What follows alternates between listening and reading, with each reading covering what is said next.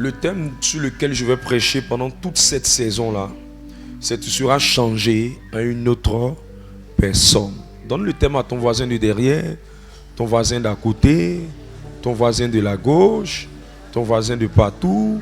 Comme ça, si on te demande tu es venu faire quoi, tu dis non, je suis venu, mais le thème du message, c'était tu seras changé en une autre personne.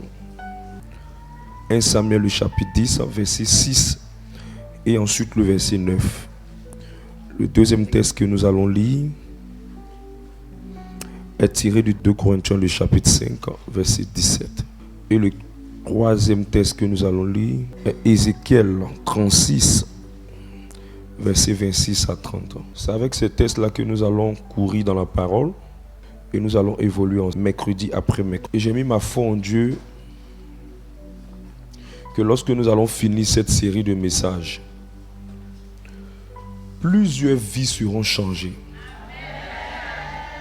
Plusieurs vies seront changées. Et je me suis concentré pour prier dans cet objectif-là. Pour dire à Dieu, oh Dieu, que chaque personne qui va entendre ça, sa vie change. Sa vie change de l'intérieur vers l'extérieur. C'est la meilleure forme de transformation. De l'intérieur vers l'extérieur. C'est la meilleure plateforme de transformation. Alors on va aller avec le premier texte. 1 Samuel chapitre 10, verset 6. L'Esprit de l'Éternel te saisira, tu prophétiseras avec eux et tu seras changé en un autre homme. Lorsque ces signes auront eu pour toi leur accomplissement, fais ce que tu trouveras à faire, car Dieu est avec toi. Fais une deuxième lecture. L'Esprit de l'Éternel te saisira, tu prophétiseras avec eux, et tu seras changé en un autre homme. Le verset 7. Il dit l'Esprit te saisira et tu seras changé en un autre homme. L'Esprit te saisira et tu seras changé en un autre homme. La partie qui nous intéresse dans cette partie-là, c'est que tu seras changé en un autre homme. Je prie pour quelqu'un qui soit changé en une autre personne. Beaucoup de gens veulent que leur vie change. Leur vie financière change. Leur vie matérielle change. Leur vie professionnelle change. Leur vie spirituelle change. Mais ils ne savent pas que Dieu veut transformer d'abord l'intérieur avant de transformer ensuite l'extérieur. Amen, amen. Si ton intérieur n'a pas changé, ton extérieur ne peut pas bien changer. C'est pourquoi avant de demander à Dieu le changement extérieur, il faut te rassurer que tu as eu une transformation intérieure. C'est ce qu'il essaie d'expliquer un peu ici au travers de ce texte. Donc plusieurs personnes ici sont toujours en train de vivre les mêmes choses dans leur vie parce qu'elles ne veulent pas entrer dans le processus. Les anglophones disent le process. Elles ne veulent pas entrer dans le processus de transformation. Alors regarde ton voisin, dis-lui si tu acceptes que Dieu te change à l'intérieur, ta vie va changer. Oui. Parce que tout changement qui vient à l'extérieur, mais qui n'est pas conforme à ce qui se passe à l'intérieur, ça ne durera pas dans le temps. Ça ne durera pas dans le temps. Dieu est bon. Dieu nous aime. Mais Dieu veut nous donner des choses qui durent dans le temps. Nous, notre problème, nous on pense à aujourd'hui, à maintenant et à comment on va être rassasié à l'instant là. Non. Alors que ça c'est trop limité Dieu. Dieu voit aujourd'hui, demain et plus tard. Dieu voit aujourd'hui. Il voit la prochaine génération qui sortira de toi. Il voit au moins 4 générations en toi. Tes enfants, tes petits-enfants et les enfants de tes enfants. Donc pendant que Dieu cherche à transformer l'intérieur, c'est ces différentes générations qui veut faire sortir de toi. Mais pour que cela soit possible, il faut que tu acceptes une transformation à l'intérieur de toi. À l'intérieur de toi. L'argent, le travail, le mariage, la santé ne sont que le résultat de ce que tu es à l'intérieur. La loi de la correspondance nous explique quoi? Que tout ce qui vous correspond, tout ce qui s'ajuste à votre vie, est le résultat de ce que vous êtes à l'intérieur de vous.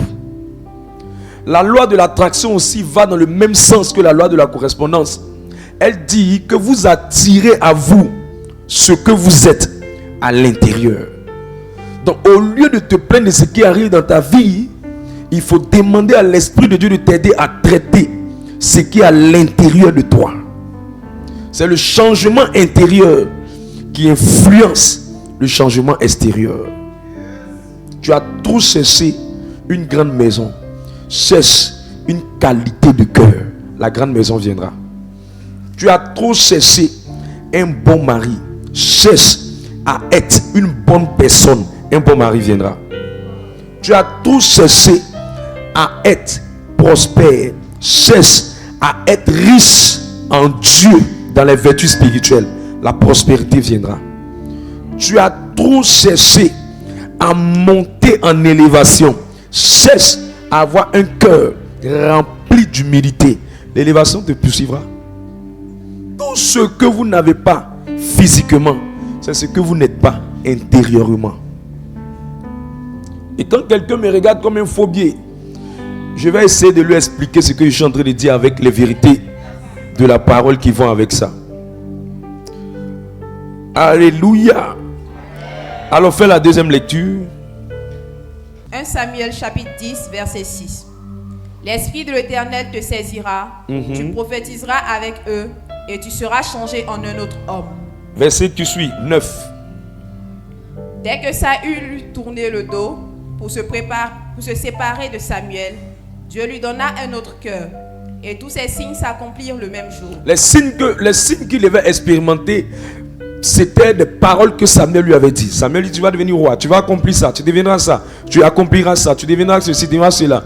Et la condition pour que tout ce que Samuel lui a dit comme prophétie s'accomplisse, c'était conditionné au fait que son cœur change. Donc Saül avait la destinée de royauté, mais il n'avait pas le cœur de roi. Alors Dieu, pour l'amener à la royauté, change son cœur et l'amène à la royauté. Donc quelqu'un dans cette salle peut avoir la destinée de se marier, mais n'a pas le cœur d'une femme qui peut gérer un foyer. Quelqu'un dans cette salle peut avoir la destinée de quelqu'un qui va prospérer, mais peut ne pas avoir le cœur qui correspond à la prospérité. Donc le problème n'est pas ce que Dieu a dit sur toi. Le problème c'est est-ce que tu as le cœur qui s'ajuste à ce que Dieu a dit sur toi. Quelqu'un comprend ce que j'explique? Joli garçon, mauvais cœur, c'est mauvais foyer. Belle femme avec un faux cœur, c'est une femme qui va souffrir. C'est pourquoi si ton intérieur n'est pas transformé, tu détruiras la bénédiction qui viendra dans ta main. Le diable peut te laisser avoir la bénédiction matérielle. Mais si tu n'as pas tout fait pour faire une mise à jour pour que tu aies une transformation intérieure, avec le temps, tu détruiras ce que Dieu t'a donné. C'est pour ça que vous allez voir des foyers qui sont en train de se gâter. Voilà pourquoi vous allez voir des professionnels qui sont en train de perdre ce qu'ils avaient. Voilà pourquoi vous allez voir des personnes qui étaient élevées mais qui sont en train de revenir à la case de départ. Le véritable problème, c'est que ces personnes-là, le diable les a laissés avancer parce qu'ils savaient qu'ils allaient détruire le progrès que Dieu avait mis dans leurs mains. C'est pourquoi il dit, quand il est venu, lui a dit, tu seras changé un autre homme. C'est quand son cœur a changé que les prophéties se sont accomplies. Donc en d'autres mots, toute prophétie que tu attends son accomplissement, attends le changement de ton cœur. Dis à ton voisin, toute prophétie attend le changement de ton cœur pour s'accomplir. Elle dit quoi ta voisine? Elle dit elle est prête pour cette prophétie-là. Alors nous donnons la louange au Seigneur alors. Fais-moi le deuxième test. 2 Corinthiens chapitre 5 verset 17. Si quelqu'un est en Christ, il est une nouvelle créature. Les choses anciennes sont passées. Voici, toutes choses sont devenues nouvelles. Voici, toutes choses sont devenues nouvelles. Il dit si quelqu'un est en Christ, il est une nouvelle créature. C'est-à-dire que si quelqu'un est en Christ, normalement, il doit être une nouvelle personne. Le mot nouvelle créature, en anglais, on parle de new creation. Ça veut dire nouvelle personne. Nouvelle personne. Nouveauté de vie. Nouveauté de vie. Nouvelle personne. En d'autres mots, ça veut dire une personne qui n'avait jamais existé. Un autre type de personne. Depuis qu'elle est venue en Christ, elle est devenue une nouvelle personne. C'est pourquoi je dis et je répète, si depuis tu suis Dieu, personne n'est venu dire que vraiment tu as changé, il faut revoir ta qualité de vie chrétienne. Dis voisine, est-ce que quand les gens te voient, ils disent que tu as changé? Est-ce que les gens t'appellent ma soeur, mon frère, mon père?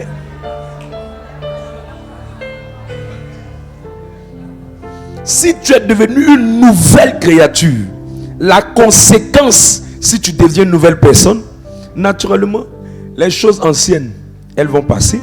Les échecs anciens, elles vont passer. Les vieilles choses de ton passé, elles vont passer. Les malédictions générationnelles, elles vont passer. Les liens de famille, elles vont passer. Les adorations qui ont été faites, elles vont passer. Les malédictions qui ont été posées, elles vont passer. Ce qui fait que ce qui est ancien, qui vient de tes aïeuls, ne passe pas, c'est parce que tu n'es pas encore de nouvelle personne. Donc c'est le même sang de la famille là qui est en toi. Or quand tu deviens une nouvelle personne, quand tu as changé une nouvelle personne, c'est comme si un nouveau sang entre en toi. Et ce n'est plus ton sang, ce n'est plus le sang de ton père, ce n'est plus le sang de ta mère, mais c'est le sang de Jésus, parce que tu vis comme Jésus, tu fonctionnes comme Jésus, tu agis comme Jésus. Donc quand les sorciers appellent ton nom, ils ne te voient pas, ils ne te connaissent pas, parce que tu n'es plus de la lignée de ton père, tu n'es plus de la lignée de ta mère. Mais homme de Dieu, comment c'est fait que je ne suis plus de la lignée de mon père, de la lignée de ma mère? Simplement parce que je suis devenu une nouvelle créature. C'est pourquoi naître en Christ est appelé naître de nouveau. Parce que le fait de devenir une nouvelle personne, le fait de changer sa manière de vivre, te met maintenant dans une nouvelle catégorie de personnes, dans la famille des enfants de Dieu. Et si tu es dans la famille des enfants de Dieu, tu n'es pas dans cette famille-là juste parce que tu es chrétien. Tu es dans cette famille-là juste parce que tu as une nouvelle manière de vivre. Alors demande à ta voisine, est-ce que tu as une nouvelle manière de vivre? Elle dit quoi?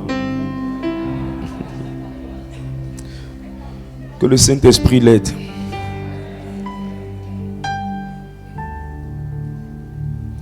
Il y a des gens, Dieu te regarde, il a mal. Il a envie de te soulever pour t'emmener à la maison. Parce qu'il sait qu'il y a des choses que tu vas entendre, mais tu ne vas pas vouloir faire. Et à ta voisine, il faut être sincère. Aujourd'hui, il faut faire ce qu'on va dire. Il faut dire pardon. Aujourd'hui, il faut faire ce qu'on va dire. Elle dit quoi? Ouf, mon âme est réjouie. Les choses anciennes sont passées. Beaucoup de chrétiens se posent la question: pourquoi mes parents ont fait des adorations? Pourquoi mes grands-parents ont posé des actions et qu'elles continuent d'avoir des répercussions sur moi? Pourquoi les alliances de mes parents continuent d'avoir des influences sur moi? Pourquoi les malédictions générationnelles continuent d'avoir des influences sur moi? Pourquoi ce que les parents ont fait dans le passé continue d'avoir une influence sur moi? Pourquoi les eaux qu'ils ont adorées continuent d'avoir des influences sur moi? Pourquoi les masques qu'ils ont adorés continuent d'avoir des influences sur moi? C'est pourquoi? C'est parce que tu leur ressembles.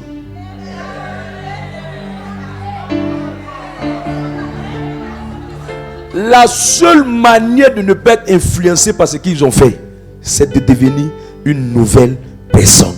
Au fait, je suis en train de t'expliquer la valeur de ce thème. Ce thème-là ne dit pas on va chasser tes démons, mais ce thème-là, ça peut t'enlever près de 1000 démons dans ton corps. Ce thème-là ne te dit pas tu vas recevoir le voyage, mais ce thème-là peut ouvrir des portes, des visas que tu cherchais depuis des années. Ce thème-là ne te dit pas tu vas recevoir le mariage, mais ce thème-là peut t'introduire dans une stabilité maritale et sentimentale. Parce que la nouvelle personne que tu deviens, elle n'a jamais existé quelque part. Alors aucun sorcier ne la connaît.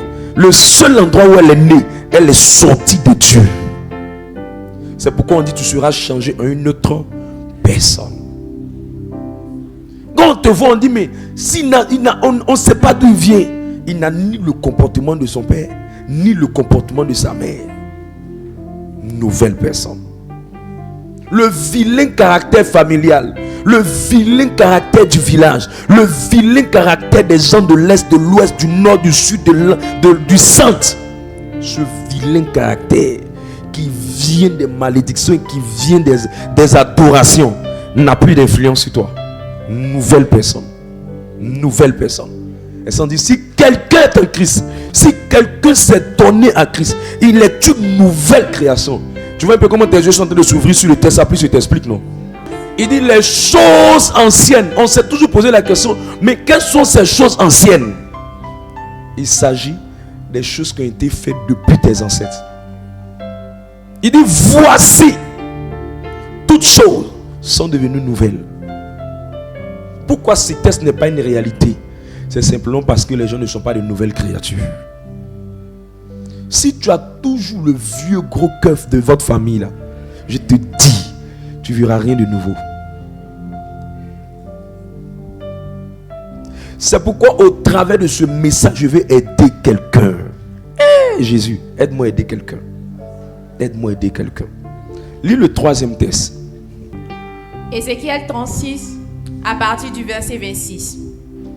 Je vous donnerai un cœur nouveau, et je mettrai en vous un esprit nouveau. J'ôterai de votre corps le cœur de pierre, et je vous donnerai un cœur de chair. Je mettrai mon esprit en vous. Je mettrai mon esprit en vous. Et je ferai en sorte que vous suiviez mes ordonnances. Je ferai en sorte que vous suiviez mes ordonnances. Et que vous observiez et pratiquiez mes lois. Verset 28.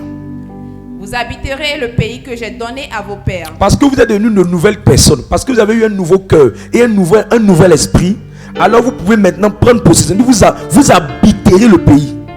Vous habiterez le pays, veut dire que vous pouvez prendre possession du pays. Vous pouvez dominer dans le pays que j'avais donné à vos pères. Continue. Vous serez mon peuple. Vous serez mon peuple. Et je serai votre Dieu. Et je serai votre Dieu.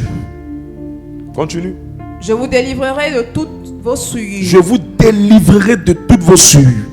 J'appellerai le blé et je le multiplierai.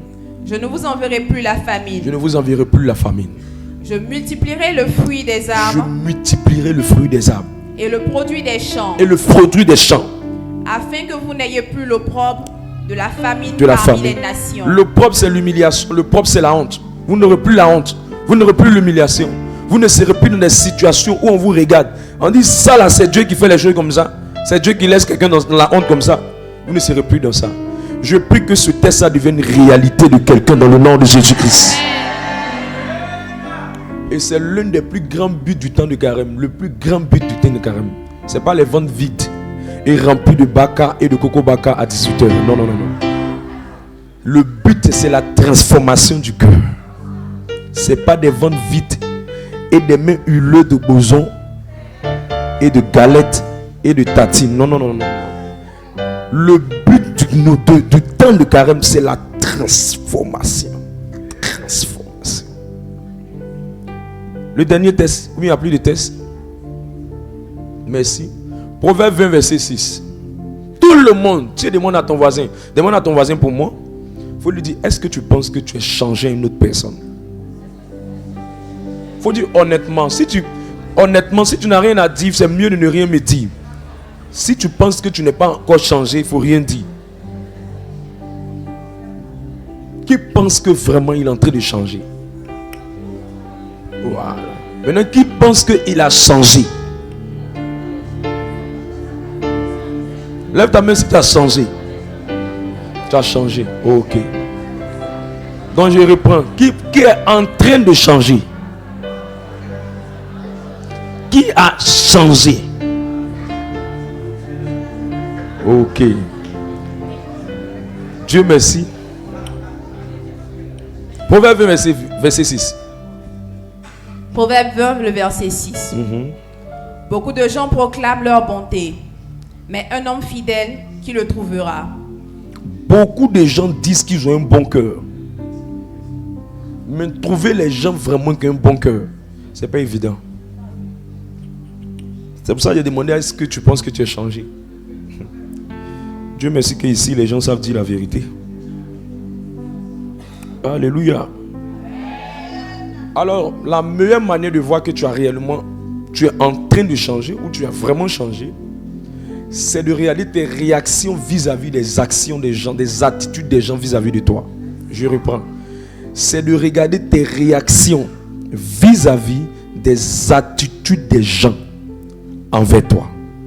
C'est de regarder tes réactions face ou vis-à-vis des attitudes des gens envers toi. Dis voisin, comment tu réagis quand les gens te provoquent?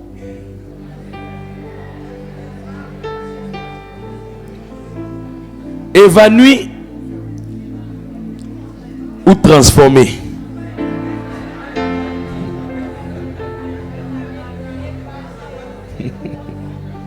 Proverbe 4, verset 23. Elle dit quoi? Évanoui.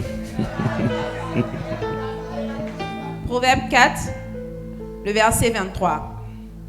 Garde ton cœur plus que toute autre chose, car de lui viennent les sources de la vie. L'une des vérités qui est à l'intérieur de ce texte, c'est que Dieu n'a pas dit je vais garder ton cœur.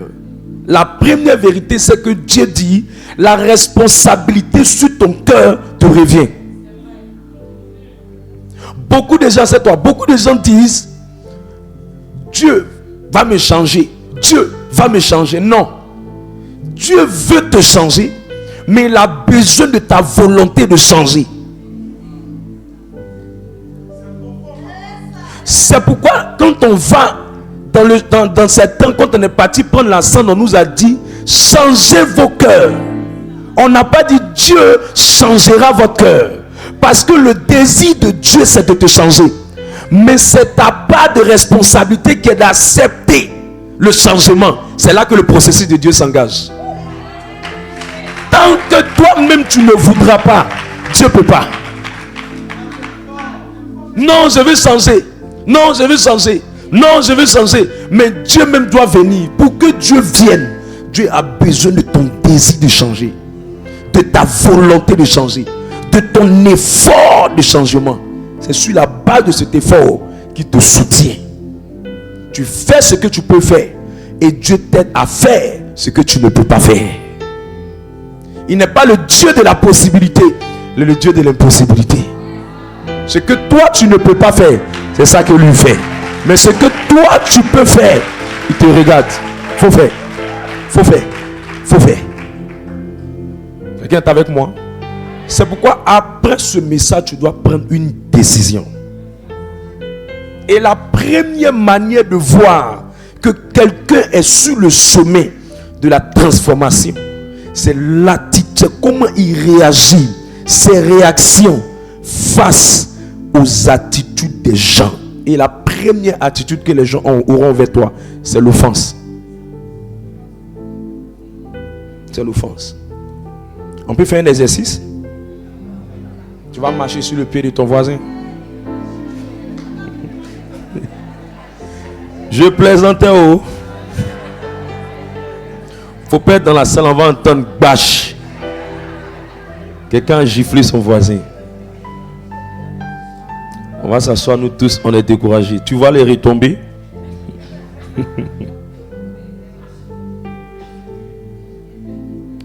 Matthieu 18, verset 7.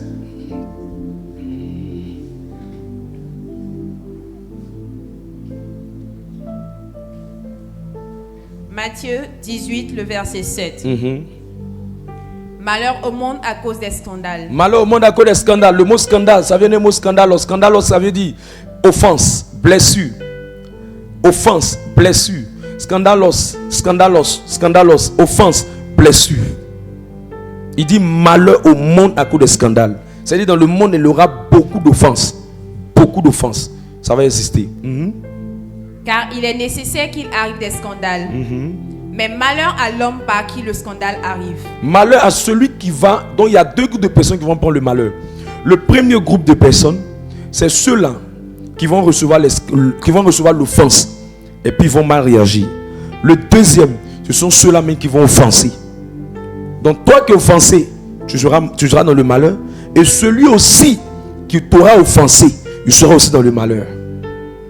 Donc dans tous les deux cas, il aura un malheur qui va frapper. Mais la Bible dit, ça va forcément arriver. Luc 17, verset 1. Luc 17, le verset 1. Il est impossible qu'il n'arrive pas des scandales. Il est impossible qu'il n'arrive pas. Jésus dit, c'est impossible que ça n'arrive pas. Donc ça veut dire que ça va forcément arriver. Continue. Mais malheur à celui par qui ils arrivent. Et puis quand il va lire la suite, mais la suite va nous effrayer maintenant nous tous. Verset 2. Il vaudrait mieux pour lui qu'on mit à son cou une pierre de moulin et qu'on le jeta dans la mer que s'il scandalisait un de ses petits. Un de ses petits. Verset 3 jusqu'au verset 5. Prenez garde à vous-même. Prenez garde à vous-même. Si ton frère a péché, reprends-le. Reprends-le. Et s'il se répand, pardonne-lui. Et s'il a péché contre toi 7 fois dans un jour, et que 7 fois il revienne à toi, disant je me répands, tu lui pardonneras. Les apôtres dirent au Seigneur, Si c'est comme augmente-nous la foi. Augmente-nous la foi. Les babatiers de la foi, hein, ceux-mêmes qui l'ont vu physiquement, nous on l'a vu seulement parce qu'on nous l'a prêché. Eux-mêmes étaient lui là, ils disent augmente la foi. Dis voisine, que Dieu augmente notre foi. C'est pas facile. Hein? Si c'était en Ivoirien, ils allaient dire c'est compliqué, hein, Jésus. Ça veut dire qu'il n'y a pas des Ivoiriens parmi eux là-bas, sinon. Parole du Seigneur notre Dieu. Alors, je suis venu t'aider simplement à être immunisé de l'offense. Parce qu'on dit il est impossible que ça n'arrive pas. Lis le verset 1. Il est impossible que ça n'arrive pas, ça va arriver. Donc, si je te dis non, il faut détruire ça, mais le feu, il n'y a pas feu, ça va venir. Ça va venir. Lis, ça va venir. Jésus dit à ses disciples. Il dit à ses disciples. Il est impossible qu'il n'arrive pas des scandales. Il est impossible qu'il n'arrive pas de scandale. Il est impossible que des gens que tu sois offensé. Ça va forcément arriver. C'est bon. Alors je vais dire à quelqu'un que tu seras forcément offensé. Tu seras forcément offensé. Genèse le chapitre 4. On va voir la première offense, comment elle a commencé dans la Bible.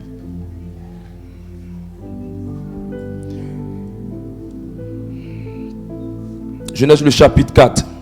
Le verset 3 à 6.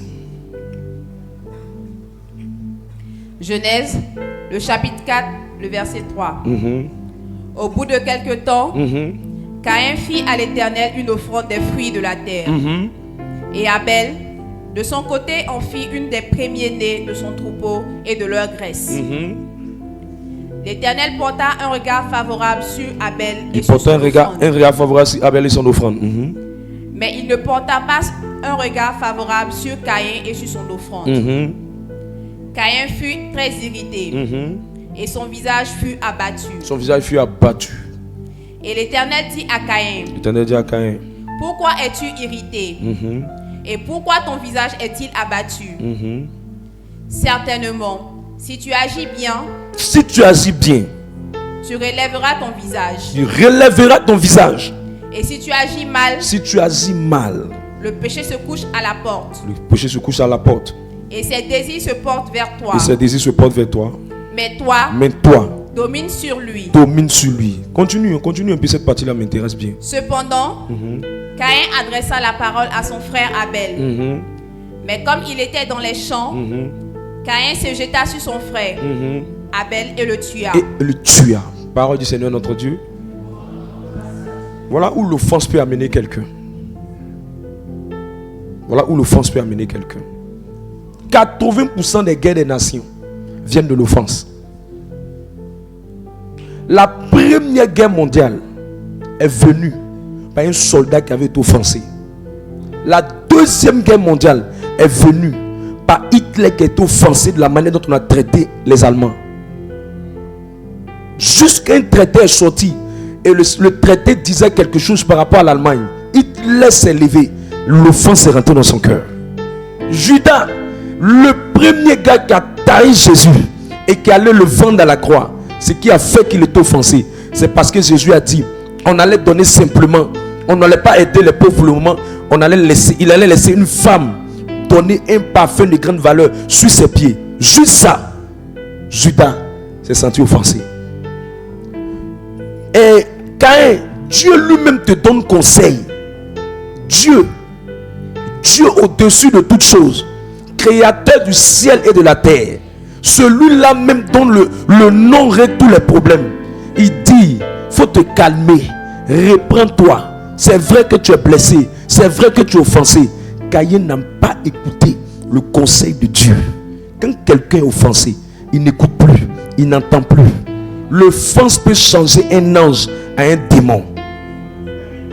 L'offense peut changer une personne agréable à un monstre. Je sais de quoi il parle.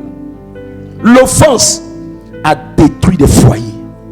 L'offense fait que tu pries, mais ça ne prie pas parce que tu es déconnecté de Dieu. L'offense fait que tu pries, mais tu n'es pas exaucé parce que ton cœur est loin de la main de l'Éternel.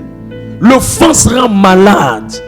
L'offense rend lourd. Quand quelqu'un offensé devient lourd, tout est comme un fardeau sur sa tête. L'offense peut faire qu'une femme ne va plus jamais vouloir se marier. L'offense peut amener quelqu'un qui était bien à devenir un brigand, à devenir un drogué.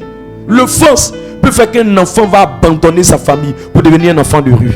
L'offense peut rendre quelqu'un qui était doux, la personne devenir une personne agressive, verbalement et dans ses attitudes. L'offense détruit des ministères, des groupes de prière. L'offense déchire des familles. L'offense peut amener quelqu'un à rentrer dans une colère qui ne dit pas son nom, casser un appareil, casser une télévision, casser des choses, mélanger des choses à cause de l'offense. L'offense peut faire perdre le ciel à quelqu'un.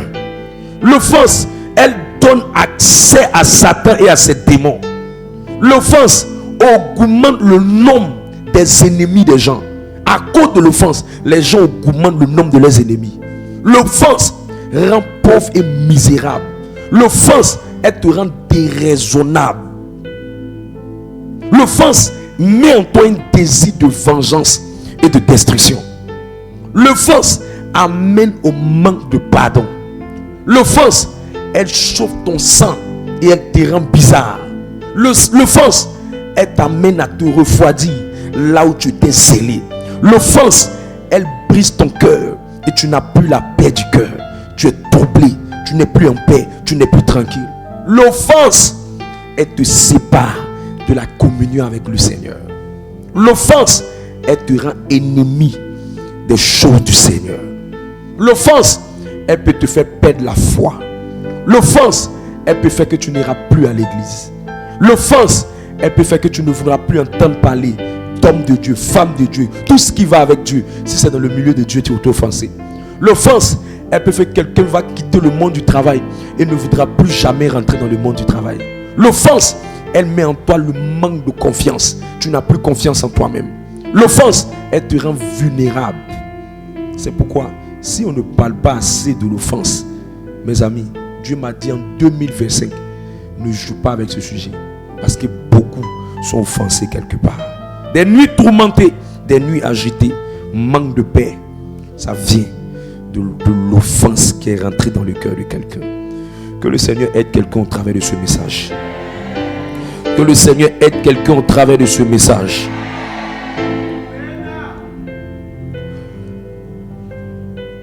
Peu importe qui tu es, tu seras offensé parce que Jésus lui-même a été offensé. Peu importe qui tu es, tu seras offensé parce que Jésus a dit qu'on sera offensé. Peu importe qui tu es, tu seras offensé parce que la vie et les circonstances vont créer l'offense dans ton cœur. Tu seras offensé parce que dans la maison de Dieu, où même il y a des chrétiens, c'est souvent le plus grand champ des offenses. Tu seras offensé, peu importe qui tu es, parce que l'homme dans sa nature est méchant, est méchant, est méchant. Tu seras offensé parce que le mot scandalos veut dire piège. Piège. Piège qu'on tend. Piège qu'on met sur les pieds de quelqu'un. Le piège qu'on prend pour attraper les souris. C'est comme ça que scandalos veut dire. Scandalos veut dire le pied sur le chemin, sur la route de quelqu'un, sur le chemin de quelqu'un. Donc tu seras offensé parce que Satan va passer par l'offense pour te tendre un piège. Et il est assis. Il voit le couple sont en train de se battre. Il s'insulte. Et puis il est là. Continuez. Elle met d'autres mots là-bas. Lui aussi met un autre mot là-bas. Elle insulte là-bas. Lui aussi met là-bas. Et puis il s'insulte. Et puis le diable est caché derrière. Il dit continue. Bissez encore. Bissez encore. Continue encore. L'offense. Tu seras offensé à cause de la jalousie. Comme Caïn. Il était jaloux de son frère Abel. Tu seras offensé. Tu seras offensé. Parce que les gens vont te rejeter à cause de ton niveau, ton diplôme, ta compétence, ton courage, ta différence. Tu seras offensé parce que les gens vont avoir l'impression que ta présence vient déranger la position qu'ils occupent dans une entreprise, dans une société, dans une famille. Ils vont te voir comme un obstacle à leur positionnement. Maintenant, moi, je me demande souvent à ces personnes-là, il y a beaucoup d'étoiles dans le ciel, non? Mais est-ce que les étoiles se cognent? Il y a beaucoup d'éléphants dans la brousse, non? Mais est-ce que les éléphants se heurtent? Non. Donc ça veut dire que le succès de ton voisin ne va pas empêcher ton succès. Mais tu seras offensé parce qu'il y a des personnes qui vont te voir en train de réussir. Ils ont l'impression que c'est la place que tu as pris. Et ils ne te diront pas. Mais ils vont te faire vivre l'enfer dans la sphère où ils sont. Tu seras offensé parce que nous sommes dans un monde d'injustice. Un monde d'injustice où c'est pas toujours celui qui a raison qui gagne l'affaire. Un monde d'injustice. J'ai vu des gens aller présenter des dossiers au commissariat. Ils avaient toute la raison qu'il fallait faire. Mais le gars connaissait juste le corps habillé. Il connaissait juste les commissaires. Et ce n'est pas allé quelque part. Alors que la personne avait pleinement raison. Et j'ai vu combien de fois le monde était injuste. Et ça a blessé le cœur d'une telle personne. À cause de l'injustice, ce monde est rempli de systèmes injustes. Aujourd'hui, quand on s'assoit, on se pose la question, mais la Covid, ça a joué quel rôle? Des millions de personnes sont mortes. Juste parce que les gens ont pris le plaisir. Ils avaient la solution à un virus. Mais ils ont laissé juste le virus se propager. Et ils nous ont fait croire qu'ils n'avaient pas de solution à ça. Mais à vrai dire, quand tu regardes le système, derrière il y a une mafia. Derrière il y a une mafia. C'est ça le monde. Et tu seras offensé à cause de l'injustice. Tu vas voir des personnes qui sont avec toi, qui rient avec toi. Mais quelqu'un va lui leur donner l'argent derrière. Et ces personnes-là, parce qu'ils ont eu l'argent dans la main de quelqu'un, ils vont commencer à s'associer à celui qui leur donne l'argent. Et ne plus défendre ce qu'est la justice. C'est ça le monde. C'est ça le monde. Et ça va te faire mal. Est-ce que je peux te dire une vérité? Tu seras offensé parce que le monde dans lequel on est là, il y a trop d'injustice, comme je l'ai dit. Tu seras offensé.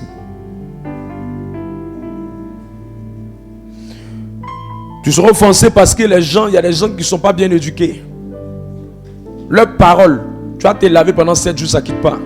Oui, ils te parleront mal. Demande à ta voisine, on t'a déjà parlé mal? Ou bien vient d'arriver sur la terre? Il y a des gens qui sont experts à insulter. Tu seras offensé par cela. Tu seras aussi offensé à cause des réprimandes et des corrections. Proverbe 9, verset 7 à 9. Des réprimandes et des corrections. Les gens n'aiment pas être corrigés. Les gens aiment être encensés, élevés, loués.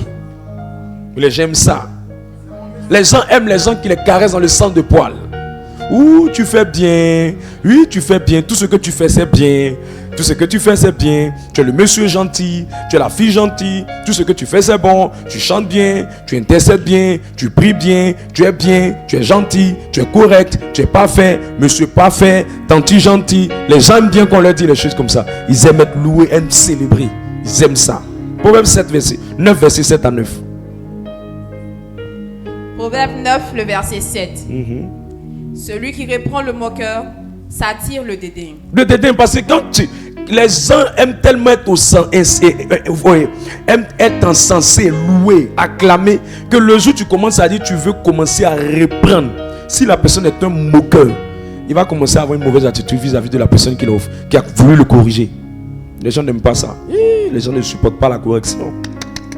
Allons-y. Et celui qui corrige le méchant reçoit un outrage. Oui, il va te faire la guerre. Ils ne supportent pas. Ils veulent qu'on leur dise qu'il fasse toujours bien. Et à ta voisine, il faut dire des fois tu ne fais pas bien.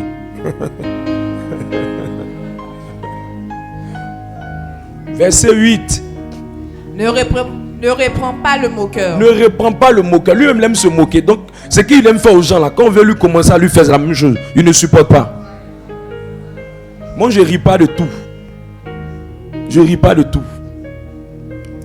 Parce que quand je vois rire, que je sais que ça peut blesser quelqu'un, je ne ris pas de ça.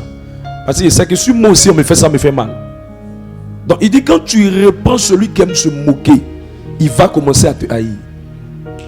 Vas-y. De crainte qu'il ne te haïsse. Reprends le sage et il t'aimera. Ça veut dire que quand tu vois quelqu'un qui aime qu'on le corrige, qu'on le réprimande, qu'on le mette sous discipline, qu'on l'interpelle, c'est qu'il est sage. Quand tu vois quelqu'un qui ne supporte pas ça, c'est que c'est quelqu'un qui est un enfant, un moqueur, une personne qui n'est pas sage. Parce que les gens aiment ça. Assieds-toi. Est-ce que je peux te dire quelque chose de très profond? Au fait, le texte m'a permis de comprendre qu'à vrai dire, tu seras offensé dans ta vie parce que tu vas faire face à l'autorité. Et quand tu es face à l'autorité, dans le monde professionnel, le monsieur ne te dira pas ce que tu vas entendre tous les jours. Il va te dire les bêtes. C'est son argent. Tu ne veux pas avoir changer d'entreprise ailleurs. Il sait comment il a fait pour bâtir sa chose. C'est son argent, sa sueur, sa transpiration. Tu viens jouer les bognons là, il te redresse. Clair. Et quand les chrétiens ne sont pas enseignés, ils abandonnent le travail sous prétexte qu'on a crié sur toi. Tu penses que tes caprices que tu fais à l'église, les gens supportent ça au travail? Tu penses que quoi même? Les gens sont dans un monde capitaliste, ils ont des factures à payer, des charges à régler, des challenges à relever, des visites à assigner, à aller s'amuser. Tu vas venir t'embaucher, la signer ton contrat. Tu vas venir raconter tes histoires. Tu vas lui parler des conjugaisons de maman, de papa, que j'étais en train de prier, je n'ai pas pu finir, j'étais en train de faire ceci, je n'ai pas pu finir. Tu connais dans toutes ces choses-là. Tu vas faire face à l'autorité. Et l'autorité redresse. Tu tombes sur une patronne qui est l'autorité. C'est ta patronne qui te redresse. Tu vas vouloir parler, crée ton entreprise. C'est ça, on dit, quand les gens ne supportent pas, ils sont offensés. Ils ne veulent plus travailler. Je ne ferai plus. Je n'ai plus envie de faire. Je suis démotivé. Je me retire. J'abandonne. Je laisse tomber. Tu penses qu'on est venu pour s'amuser? Tu penses que les gens vont venir te caresser comme des seins de poil? Et puis d'ailleurs même, qui t'a dit que l'éducation qu'on t'a donnée, on t'a donné toute l'éducation totale? Tu ne sais pas que quand Dieu te met face à une autorité, c'est pas dans le but seulement que l'autorité te dise ce que tu veux entendre. Il y a aussi que l'autorité te remette à la place. Que l'autorité te redresse. Que l'autorité t'amène à retravailler ce qui n'a pas travaillé. Ce que ta maman n'a pas pu faire, ton père n'a pas pu faire. Ils vont le faire. C'est ça le but de l'autorité. Si tu n'as pas rencontré l'autorité dans le monde professionnel, tu vas rencontrer l'autorité dans le monde, l'autorité parentale. Et l'autorité parentale va te redresser. La Bible dit n'épargne pas la verge à l'enfant. Un bon papa botte son enfant. Une bonne maman botte son enfant. Il dit si tu épargnes la verge à l'enfant, plus tard, l'enfant que tu as refusé de faire pleurer aujourd'hui te fera pleurer demain. Et quand les gens ne supportent pas ça, on me blesse. Souvent Dieu permet qu'on te redresse pour que tu deviennes bien. Parce que tout n'est pas bien en toi. Les gens veulent se jouer les saints Gaspard. Tu vas faire face à l'autorité spirituelle. L'autorité spirituelle va te redresser souvent. Et la Bible dit que celui qu'on aime, on le châtie. Hébreux 12, 7 à 9. Lis ça. Supportez le châtiment. Supportez le châtiment. C'est comme des fils que Dieu vous prête. Car quel est le fils qu'un père ne châtie Ne châtie pas. Quand tu es un bon fils, ton père doit te corriger. Regarde ta voisine. Il faut dire celui qui t'aime et te corrige. Si tu es en face à une autorité et que tu es dans un travail, tu es dans un ministère, tu es dans une mission, tu es dans un endroit et puis personne ne te corrige, personne ne te parle, il faut te dire qu'ils sont en train de préparer ton remplaçant. Je connais une soeur, elle dit qu'elle travaillait dans une grande entreprise. Je tais le nom de l'entreprise. Elle était là-bas. Ils ont vu qu'ils ont crié sur elle une fois, elle était bizarre. Ils l'ont laissée comme ça. Elle vient le matin, elle est devant son ordinateur, personne ne lui a dit quelque chose. Elle était tellement seule qu'elle est partie seule. Quand elle est venue me dire, je arrive au matin, personne ne me parle. Je rentre le soir, je reviens, je suis devant mon ordinateur. On ne me donne pas d'instruction, on ne me dit rien, on ne me parle pas. Je demande ici qu'est-ce qu'elle doit faire comme travail. Tout le monde me tourne le dos, tout le monde me tourne le dos. Elle est restée dans ça là pendant un mois. Elle est partie elle-même. Chaque fois que tu vois quelqu'un qui a le courage de te parler, c'est qu'il t'aime. Les bons amis redressent. Les bons amis corrigent. Les bons parents corrigent. Les bonnes autorités corrigent. Si quelqu'un ne te corrige plus, c'est qu'il t'a déjà enlevé dans son cœur. Continue le test. Mais si vous êtes exempt du châtiment auquel tous on part Normalement, vous êtes donc des enfants illégitimes. Vous êtes des enfants illégitimes. C'est-à-dire que vous êtes des enfants qu'on ne considère pas comme des enfants. Continue. Et non des fils. Et non des fils. Dans la liste des enfants là, on vous a raillé. On vous a mis à l'écart. Prenez plaisir à ce qu'on vous parle. Prenez plaisir à ce qu'on vous corrige. Prenez plaisir à ce qu'on vous fasse asseoir pour vous réprimander. Prenez plaisir à ça. Sinon vous serez offensé. Et préparez-vous à ça. Quelqu'un est avec moi? Continue le test. D'ailleurs, puisque nos pères, selon la chair, nous ont châtiés. Selon la chair, nous ont châtiés. Et que nous les avons respectés. Ne devons-nous pas à bien plus forte raison nous soumettre au Père des esprits pour avoir la vie?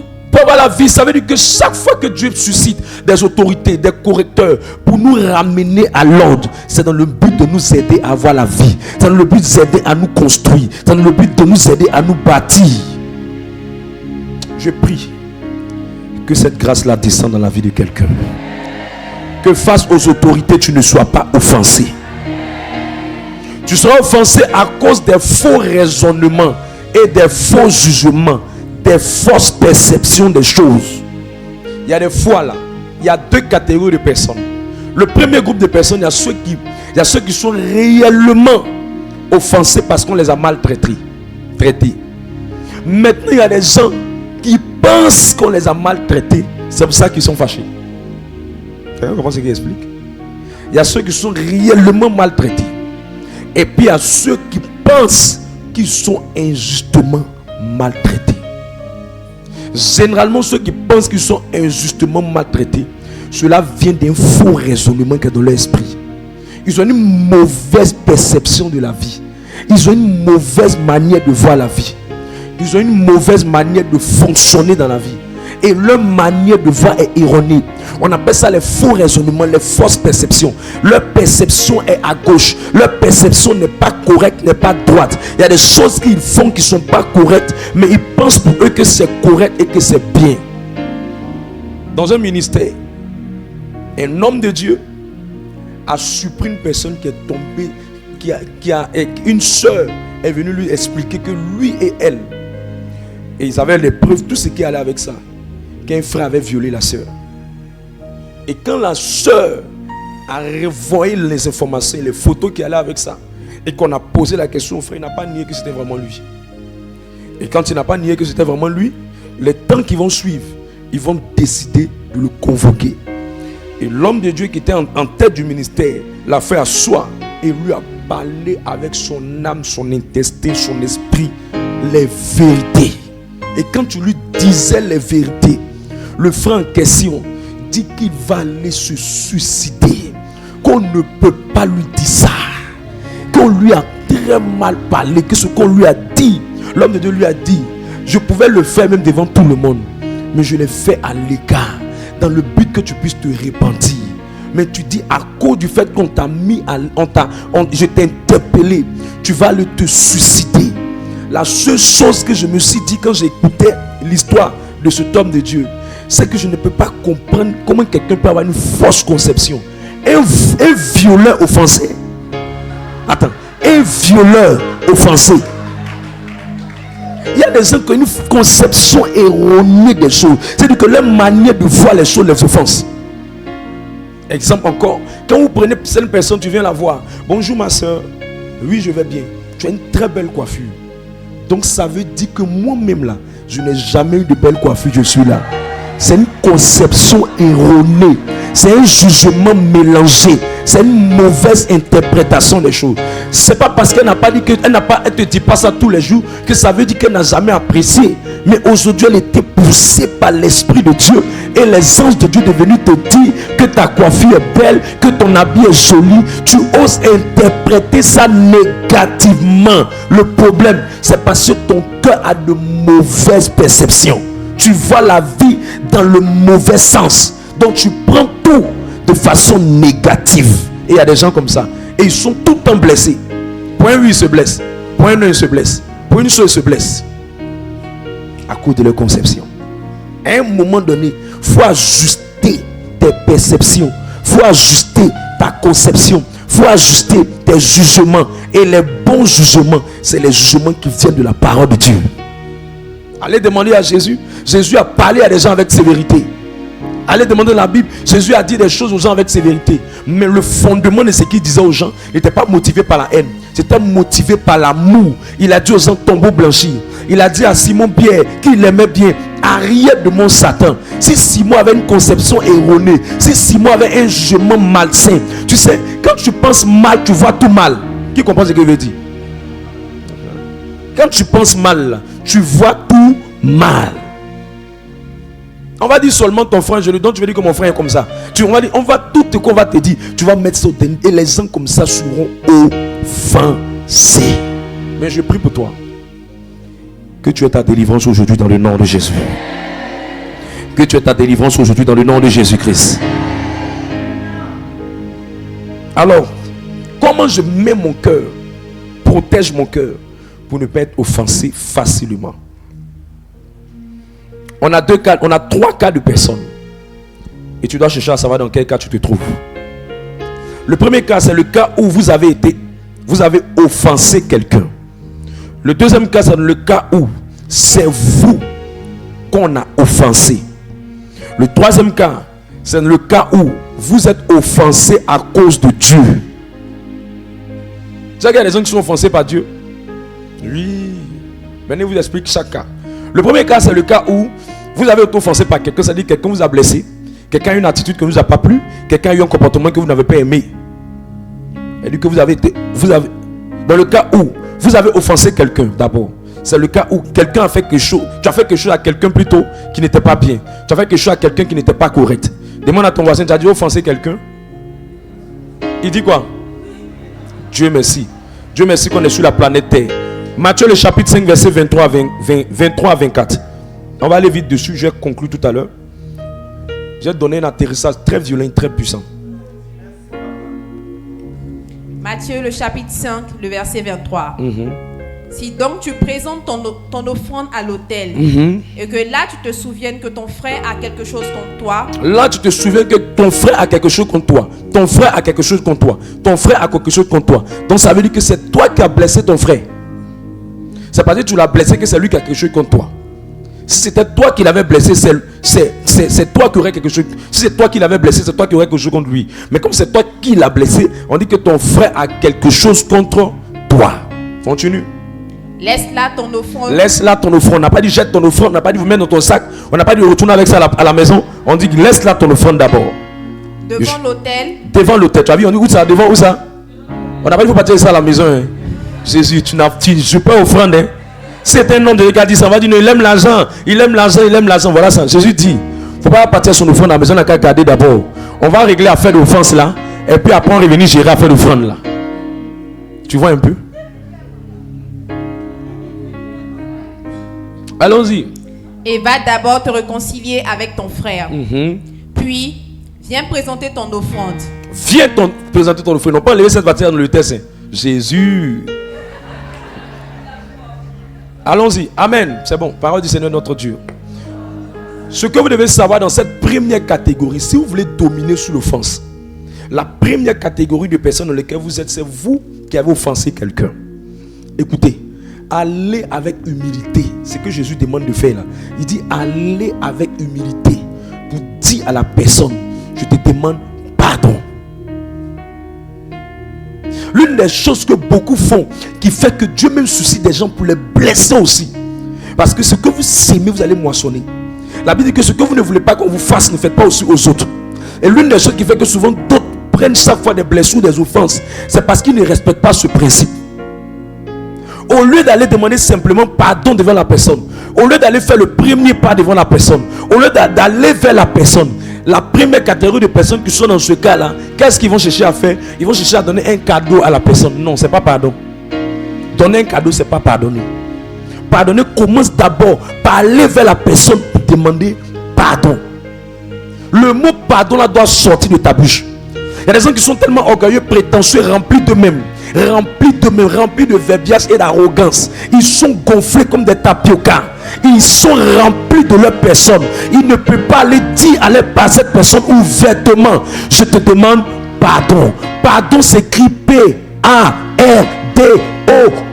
On n'a pas dit faut aller dire autre chose. On dit faut aller demander pardon. Voilà ce que Jésus demande. Voilà ce que Jésus demande. Voilà ce qui est biblique. Voilà ce qui est biblique. Pas aller donner un cadeau. Deuxième erreur que les gens font, au lieu d'aller demander pardon, s'ils ne viennent pas avec un cadeau, ils viennent avec des arguments.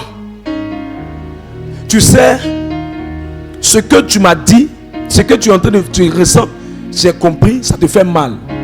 Mais tu sais, c'est pas ma faute. Tu sais, voilà ce qui s'est passé. Voilà ce qui s'est passé. Voilà ce qui s'est passé. C'est une mauvaise manière de faire. Tu ne seras pas béni.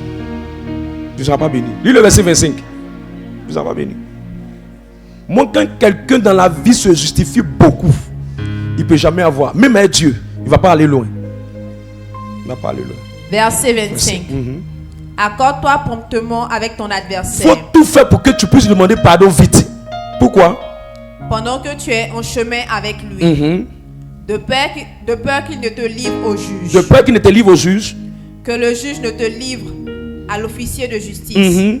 Et que tu ne sois mis en prison. En prison. Ça, c'est une métaphore.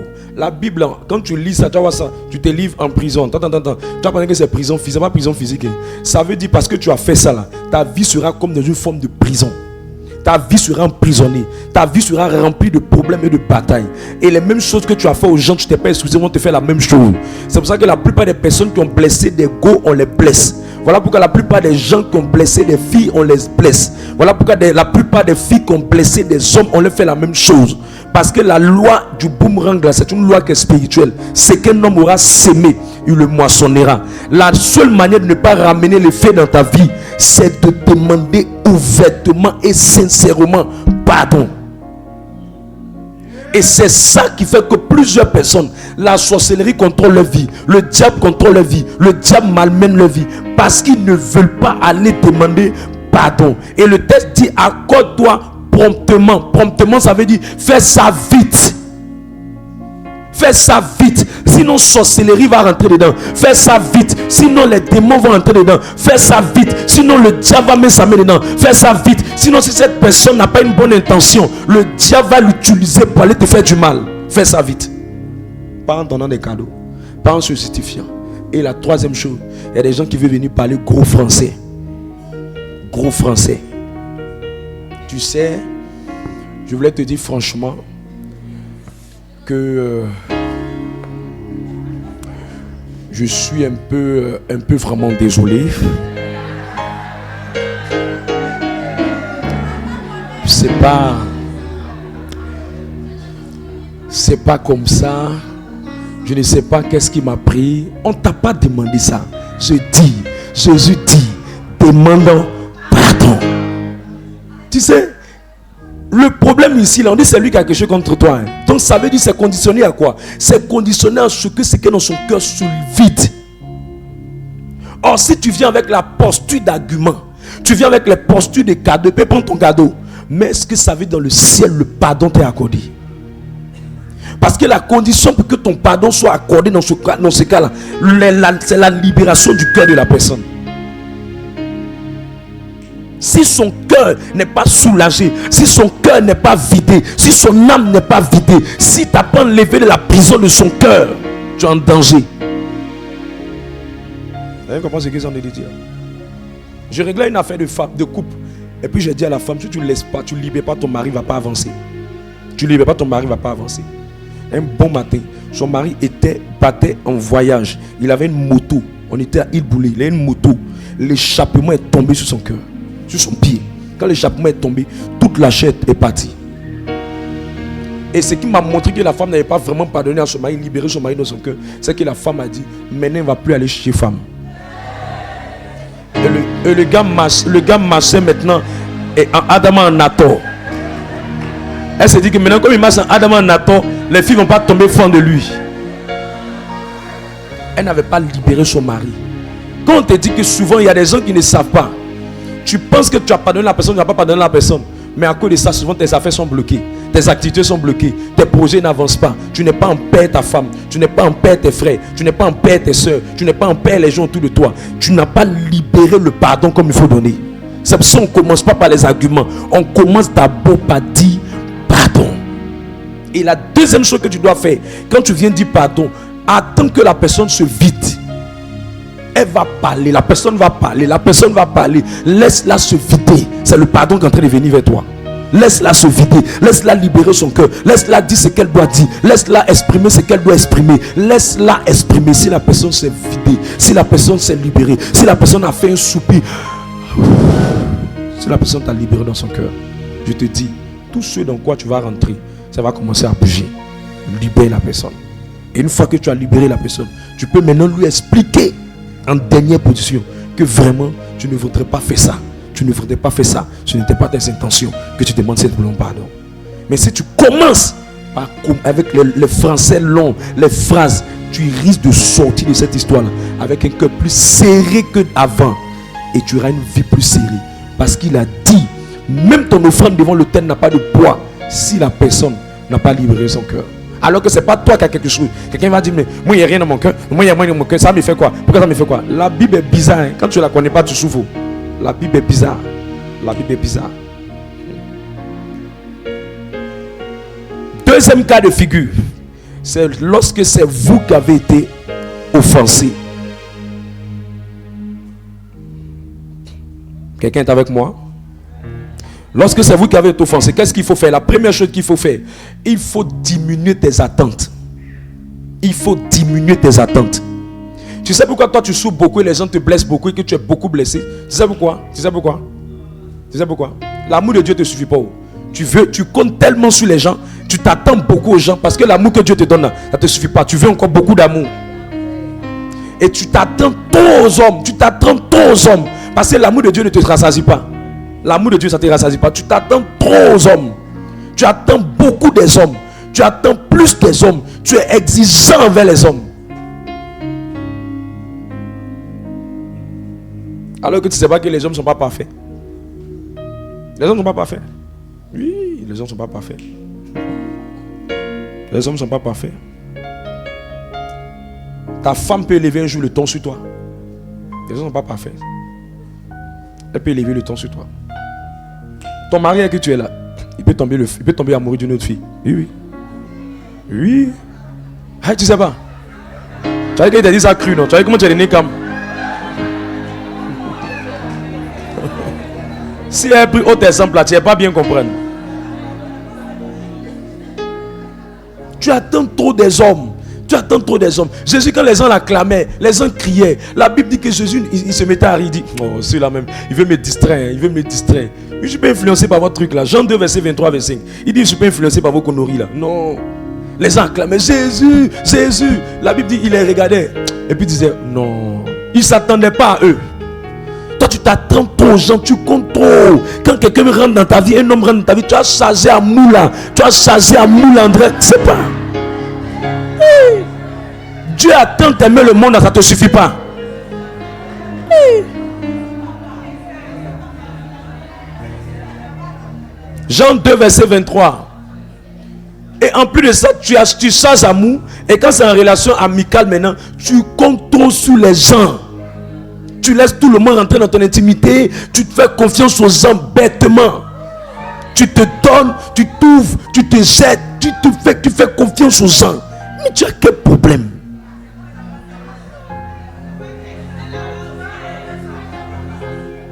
Voilà pourquoi quand tu attends beaucoup, tu es déçu aussi beaucoup. Ça te fait mal. Quand tu attends moins, tu es déçu moins. Jean 2, 23. Jean 2, le verset 23. Pendant que Jésus était à Jérusalem, à la fête de Pâques, plusieurs crurent en son nom, voyant les miracles qu'il faisait. Mais Jésus ne se fiait point à eux. Jésus ne se fiait point à eux. Il te dit, il ne faut pas te fier à ça. Ma copine, il y a comme elle est bien habillée, il y a comme elle est bien habillée, ma CP. Faut pas te fier à eux. Aujourd'hui là, faut pas te fier à eux. Parce qu'un jour, elle va te blesser. Mais si tu t'attendais moins à elle, si tu ne te fiais pas trop à elle, si tu ne comptais pas trop sur la personne, je te dis, tes déceptions seront faibles et ta blessure sera petite. Un peu d'adoration, c'est guéri, c'est fini. Mais comme tu t'attends trop, la déception est forte. Il te faut beaucoup d'adoration, beaucoup de prières, beaucoup d'enseignements. Parce que plus on a donné et plus on a été grandement blessé, plus la douleur est forte. Ils ne se fiaient pas. Ils ont cru en ses miracles. Ils ont cru en comment Dieu l'a utilisé. Ils ont cru en sa capacité. Mais lui, il ne se fiait point. On continue. Pourquoi il ne se fiait plus à eux? Jusqu'au verset 25. Parce qu'il les connaissait tous. Il sait l'homme là, comment l'homme est. Continue. Et parce qu'il n'avait pas besoin qu'on lui rendît témoignage d'aucun homme. Car il savait lui-même ce qui était dans l'homme. Dis à ton voisin, l'homme.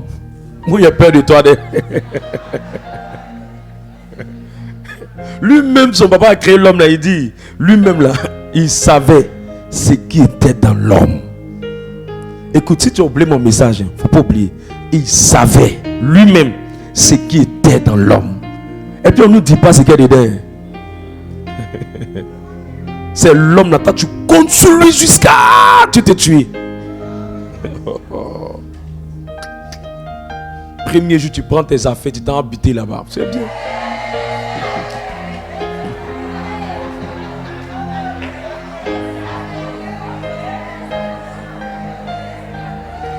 Comment protéger son cœur? Deuxième clé. Préparez-vous à être offensé. Préparez-vous à être offensé. Préparez-vous. Soyez prêts pour être offensé. Regarde, quand tu t'en te marier, tu as dit oui. Oui, pour les moments de bonheur. Oui, pour les moments de difficulté. Oui, aussi, que je te dis aujourd'hui, pour les moments d'offense. Il faut mettre ça dedans. Ajoute ça dedans. Tu regardes ton mari. Tu dis, chérie, je t'aime, mais un jour tu vas m'offenser. Tu vas m'offenser. Quand tu es préparé, ça te fait plus grande chose. Mais quand tu n'es pas préparé, ça te traumatise. Attendez-vous, préparez-vous à être offensé. Dernière chose pour aujourd'hui.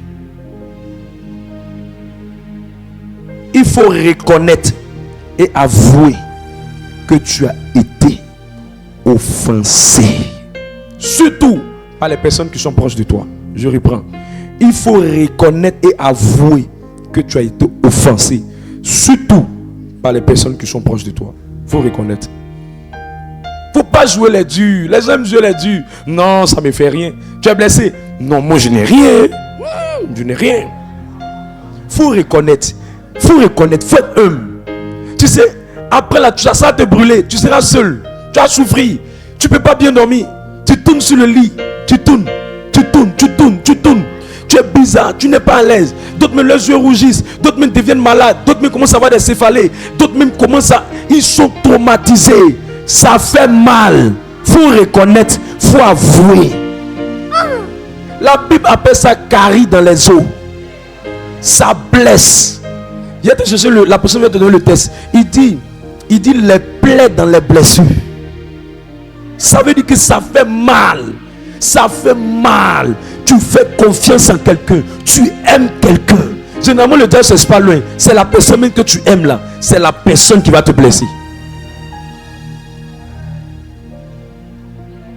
Jésus, c'était qui? Il a aimé Pierre. C'est Pierre qui lui a dit, je ne te connais pas. Je ne te connais pas. 3 fois. C'est Pierre. Psaume 55, verset 13 à 15.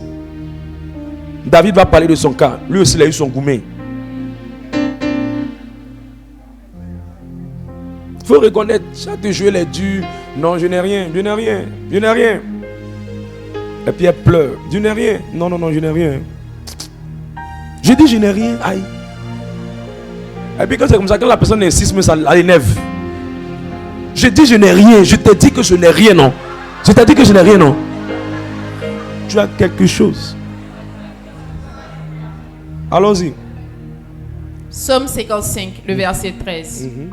Ce n'est pas un ennemi qui m'outrage. David dit, ce n'est pas un ennemi qui me fait du mal. C'est pas un ennemi. C'était un ennemi, ça me fait mal. C'était quelqu'un qui sait qu'il veut me tuer, ça me fait mal. C'est comme si tu sais que la personne ne t'aime pas. C'est mieux, ça ne te fait pas trop mal. Mais il dit, ce n'est pas un ennemi qui m'outrage. Si nous allons le supporter, continue. Je le supporterai. Ce n'est pas mon adversaire qui se lève contre moi. Je me cacherai devant lui. C'est toi. C'est toi. Que j'estimais mon égal. Mon égal. Toi. Mon confident. Ma CP. Voilà le gourmet de David. Il est en train d'exprimer cette gourmet. C'est comme ça, quand tu as mal, c'est ça que tu dis. Je ne pensais pas que tu pouvais me faire ça. Toi, je te fais confiance. J'ai fait tout avec toi. Toi avec qui je pouvais tout faire. Même quand ma maman est revenue, je t'ai présenté ma maman. J'ai mis ma confiance. Je t'ai dit mes choses. Je ne peux pas penser. Mes ennemis, même si c'est eux-mêmes qui me font du mal, ça ne va rien me dire. Parce que eux là, ils m'ont déjà dit qu'ils sont mes ennemis. Mais toi en qui j'ai mis ma confiance, toi qui es rentré dans mon intimité, toi à qui j'ai partagé mes moments de douleur, mes moments de bonheur, toi qui étais toujours à côté de moi, toi qui me tenais la main, toi avec qui on faisait les choses ensemble, on se disait tout, mon égal, mon confident. C'est-à-dire que David faisait beaucoup de choses avec son gars là. Il faisait tout à lui. Continue. Ensemble, nous vivions dans une douce intimité. Nous allions avec la foule à la maison de Dieu. C'est bon. Si on veut continuer, on va pleurer. C'est fort. David a pris son gourmet. Quand tu as les gourmets comme ça, puis tu es là, tu penses. Et puis il y a une pensée qui vient dans ton esprit. Il y a les images. Comment ça passe? Ça passe comme les images. Tu vois les doux moments d'intimité. Qui se rappelle un peu de cette période-là? Les doux moments. Les moments de gloire, les moments de bonheur, les moments de convivialité, les moments où on riait, les moments où on se taquinait, les moments où on plaisantait. C'est toi qui viens me dire ça aujourd'hui. Je ne peux pas penser à ça. Il faut avouer. Si tu n'avoues pas, tu auras mal. Tu auras mal. Et ça va te fatiguer. Tu ne seras pas à l'aise. Comment tu fais pour savoir que tu es offensé? Le premier signe, je m'arrête là. Chaque fois que quelqu'un est offensé, le premier signe que vous allez voir, la première étape, le retrait de la personne. Le retrait, le refroidissement. Tu ne sais pas pourquoi, mais quand tu es offensé, la personne qui t'a offensé, tu ne veux plus trop regarder la personne. Tu ne veux plus rencontrer la personne. Tu te retires de la personne. Tu t'isoles de la personne. Tu refroidis en la présence de la personne. Quand tu vois la personne, c'est bizarre, mais il y a quelque chose qui rentre dans ton cœur. C'est bizarre. Ça devient bizarre. Tu te retires. Tu veux te mettre à l'écart. Tu deviens froid. Tu deviens passif. Tu n'es plus chaud comme tu étais avant. C'est que l'offense est rentrée. Un retrait, un isolement. Tu es dans ton coin. On dit, il y a quoi? Non, il n'y a rien. Il n'y a rien. J'ai envie de rester un peu seul. Je vais faire une pause. Il y a quelque chose qui est rentré. Il y a quelque chose qui est entré. Tous ceux qui te connaissent, ils n'étaient pas là quand tu as pris ça. Mais pour reconnaître ça, ils vont te voir que dans ces 2 temps-là, tu as beaucoup retiré. Tu es un peu à l'écart. Tu es dans ton coin, tu rases les murs. Tu ne veux pas qu'on sache, tu ne veux pas qu'on voie. Tu es devenu un peu froid, tu es devenu bizarre. Ça t'a agi sur toi. Il y a d'autres messieurs qui sont des teints clairs, ils peuvent devenir violets le temps là. D'autres, à un moment donné, les choses commencent à sortir sur les yeux. Tu sens qu'il devient, son visage commence à s'assombrir. Le retrait. Chaque fois que vous voyez quelqu'un qui a commencé à se retirer, c'est que l'offense a commencé. Il ne dit rien en mal, rien en bien. Il ne parle pas. On dit tu veux. Il ne sait pas. Tu veux manger. Il ne sait pas. Tu es content. Il ne sait pas. Tu aimes. Il ne sait pas. Tu veux continuer. Il ne sait pas. On dit il y a quoi? Il n'y a rien. Il n'y a rien. C'est que c'est rentré. Chaque fois que vous allez voir quelqu'un qui a commencé à se retirer, c'est que c'est rentré. Aidez-le. Aidez-le. Sinon, si c'est évolué, il y a près de 6 étapes. Là, c'est la première étape. Si ça évolue, ça devient grave. C'est la première étape. Quand tu vois la personne, tu veux changer de chemin. En fait, tu ne veux même plus voir la personne. Tu veux changer de chemin. Tu ne veux plus rencontrer la personne. Tu veux mettre une distance entre toi et la personne. Tu ne veux plus sentir la présence de la personne. Tu deviens hostile vis-à-vis de la personne. Quand on dit son nom, tu n'es plus toi-même. Tu es toujours à l'écart. Tu es toujours à l'écart. Tu es froide. On dit venez servir le Seigneur. Viens, on va servir le Seigneur. Franchement, actuellement là, je suis en méditation avec le Seigneur. Je suis en méditation. Je sais qu'il y a quelque chose qui s'est passé. Il y a quelque chose. Tu sens en relation sentimentale. Elle qui envoyait le message. Salut, bonjour, comment tu vas? Ça va bien? La personne maintenant. Bonjour. 2 heures après. Comment tu vas? Ça a commencé à chauffer. Le retrait est en train de venir. Tu n'as pas envie de venir me voir? Bon, je ne sais pas pourquoi. Je suis un peu occupé. La personne est en train de partir comme ça. C'est qu'il y a une offense. Mais la personne ne te dit pas. Parce que peu de personnes ont le courage d'avouer et de reconnaître. Il y a des gens qui se sentent gonflés. Non, il n'y a rien. Mon sang. Tu n'étais pas comme ça. On sait que tu n'étais pas comme ça. Tu vas beau blaguer les gens. Mais on sait. Aujourd'hui, là, vous allez les attraper facilement. Vous allez les attraper facilement. Que le Seigneur t'accorde sa grâce. On va se tenir debout. On va lui dire, Seigneur, aide-nous à triompher de l'offense.